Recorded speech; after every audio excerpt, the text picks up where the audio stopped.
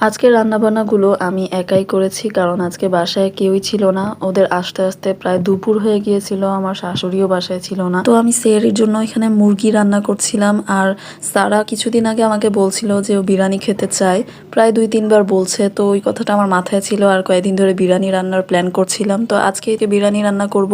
মুরগিটা সকালেই ম্যারিনেট করে ফ্রিজে রেখে দিয়েছিলাম, এখন সেটা নামায় চুলায় বসায় দিয়েছি। প্রথমে মুরগিটা ভালো করে কষায়, তারপর বিরিয়ানির চালটা রান্না করে নিব। তো এর মধ্যেই ওরাও সবাই চলে আসছে বাসায়। এদিকে আমার ছেলেটা এতক্ষণ বাইরে থেকে বাসায় এসে এত পিপাসা লেগে গেছে পানির, এসেই পানি খাওয়া শুরু করছে। তো সাদমান ইদানিং এত দুষ্টুমি শিখছে, সে কোনো জায়গায় স্থির থাকে না, এখন চেয়ার দিয়ে টেবিলে উঠাও শিখে গেছে। তো এদিকে আমার বিরিয়ানিটাও অলরেডি কমপ্লিট হয়ে গেছে, আমি চালটা রান্না করে তার মধ্যে গোশটা দিয়ে দিয়েছি। তবে দুঃখের বিষয়, আজকের বিরিয়ানিটা আমার একদমই ভালো হয় নাই, কারণ বিরিয়ানির মশলাটা এত বেশি ঝাঁঝালো ছিল। এটা বোম্বে বিরিয়ানি ছিল, আমি আসলে কেনার সময় খেয়াল করি নাই, রান্না করার পরে টেস্ট করে তারপর বুঝছি যে এটা ঝাল বিরিয়ানি হবে।